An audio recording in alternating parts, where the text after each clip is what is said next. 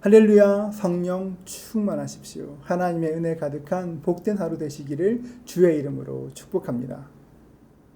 우리가 오늘 함께 읽을 말씀은 사도행전 12장부터 19장까지의 말씀입니다. 오순절 날에 성령님께서 임하시고 굉장한 부흥이 일어났습니다. 그러나 곧 박해가 일어났고 성도들은 유대와 사마리아로 뿔뿔이 흩어져야 했습니다. 그러던 중에 하나님께서는 핍박자였던 사울을 택하셔서 이방인의 사도로 삼으시고 바울을 통해서 땅끝까지 복음을 증거하기 시작하셨습니다. 13장부터 본격적인 바울의 전도 여행이 시작됩니다. 전도 여행에 대한 설교를 들으면 1차 전도 여행, 2차 전도 여행, 3차 전도 여행 이런 말을 참 많이 듣습니다. 1차, 2차, 3차라고 하는데 성경을 아무리 봐도 1차 전도 여행, 2차 여행, 3차 여행 이런 말이 나오지를 않습니다. 그러면 이 전도 여행이 1차인지 2차인지 3차인지 어떻게 알 수 있습니까? 우리가 흔히 전도 여행이라고 이야기하는데 여행은 집에서 출발해서 집으로 돌아오지 않습니까? 전도 여행도 그렇습니다. 바울에게는 바울을 파송해 준 교회가 있었습니다. 사도행전 13장 1절부터 3절까지 말씀입니다.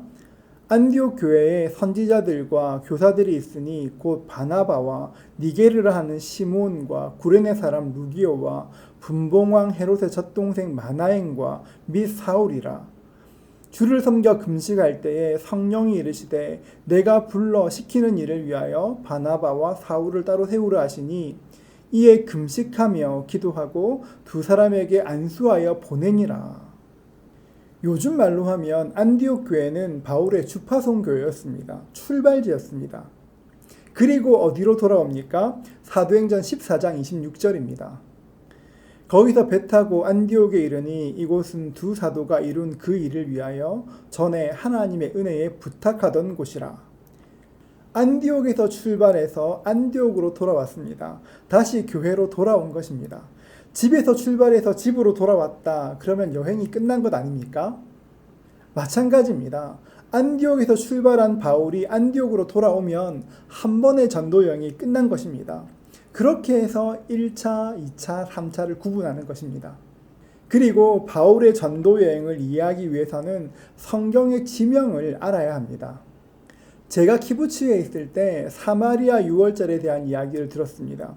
사마리아에 가면 지금도 유월절이 되면 양을 잡아 제사한다는 것이었습니다. 그 이야기를 듣고 너무 가고 싶은데 그때는 인터넷이 그렇게 발달하지 않았을 때라 알아볼 방법이 없었습니다.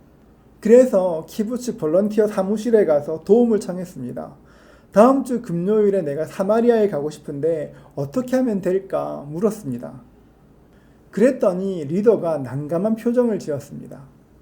저는 제 발음이 안 좋아서 못 알아듣는 줄 알고 이번에는 손으로 글을 써서 다시 물었습니다. 그랬더니만 더 난감한 표정을 지었습니다.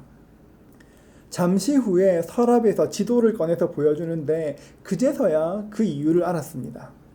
사마리아는 도시 이름이 아니라 우리나라로 치면 경상남도, 경상북도 하는 큰 개념이었습니다. 우리나라로 이야기하면 제가 한지 만드는 체험을 하고 싶은데 어떻게 해야 내가 전라북도에 갈 수 있는지 이렇게 질문하는 것과 같은 것이었습니다. 제가 물었어야 할 올바른 질문은 다음 주 금요일에 사마리아에 있는 세겜에 가고 싶은데 어떻게 하면 좋을까? 이렇게 물어야 했습니다. 13장부터 시작되는 바울의 전도 여행을 읽을 때 지리를 모르면 이런 실수하기가 쉽습니다. 갈라디아, 갑바도기아, 비두니아, 아시아, 마게도냐, 수리아 같은 것들은 우리나라로 치면 도와 같은 큰 지역이고 고린도, 아덴, 네아폴리, 드로아, 에베소 이런 것들은 도시의 이름입니다. 큰 도와 작은 도시 이 둘을 구별해야 사도행전을 조금 더 이렇게 입체감 있게 읽을 수 있습니다.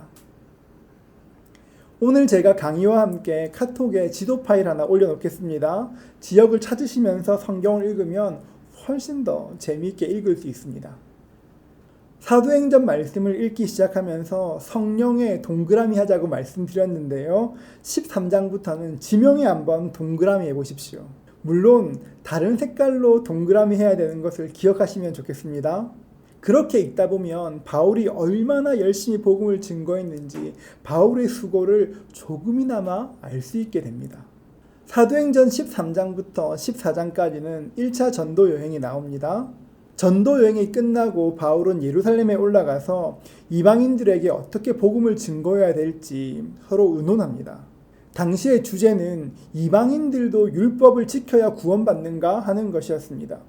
이 문제는 유대인들에게 굉장히 민감한 문제였습니다. 그러나 교회는 우상의 제물과 피와 목매어 죽인 것과 음행을 멀리하라고, 그러면 된다고 결론 지었습니다. 이 말은 무엇을 해라, 무엇을 먹지 말라 그런 문제가 아닙니다. 이 결정이 중요한 이유는 율법이 아니라 복음으로 구원받는다는 것을 공식적으로 선포한 내용이기 때문에 그렇습니다. 이 결정으로 이방인 선교는 날개를 달게 됩니다.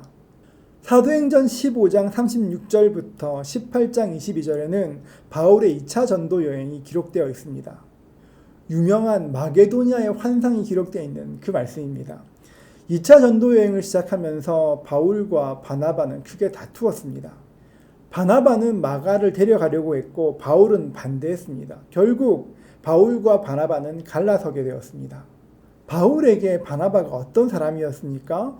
변방에 있던 자기를 중심으로 끌어준 꽤 의지할 만한 사람이었을 것입니다.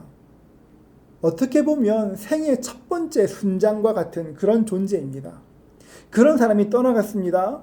얼마나 서운했겠습니까? 많이 힘들었을 것입니다. 2차 전도 여행을 하면서 눈여겨볼 것이 있는데 하나님께서는 2차 전도 여행을 통해서 바울에게 일생 동안 함께 사역할 수 있는 좋은 사람들을 붙여주셨습니다.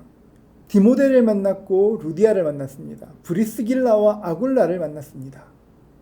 여러분, 오늘 말씀을 읽으시면서 기억할 것이 있습니다. 우리가 하나님을 위해서 사명을 감당하려고 하면 하나님께서는 그 사명 감당할 수 있도록 넉넉한 은혜를 부어주신다는 것입니다. 바나바와 헤어진 후에 오히려 일생을 함께 할 수 있는 더 많은 동역자를 보내어 주신 것처럼 주신 사명 감당하려고 하면 우리 주님께서는 넉넉히 채워주시는 것입니다. 오늘 하루도 이 은혜를 경험하는 복된 하루 되시기를 주님의 이름으로 축복합니다.